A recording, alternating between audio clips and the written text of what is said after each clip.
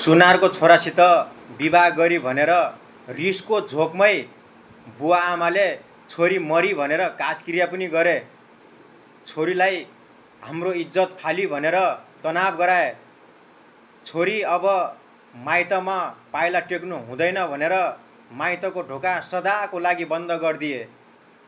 के गल्ती थियो र छोरीको?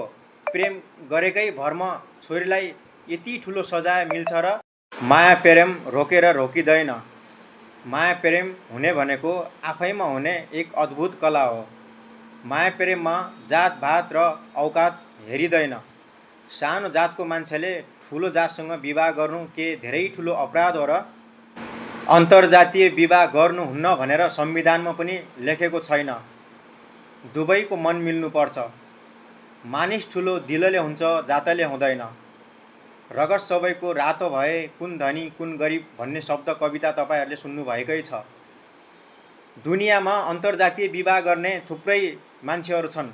नेपालमा मात्रै यस्तो जातीय विभेद कहिलेसम्म हुन्छ? यो जातीय विभेद अन्त्य गर्नै पर्छ। मान्छे सबै एउटै हो। तपाईहरूलाई यो जोडी कस्तो लाग्छ? वैवाहिक जीवनको शुभकामना भनेर व्यक्त गर्नुहोला यो जोडीलाई। हवस् त, धन्यवाद।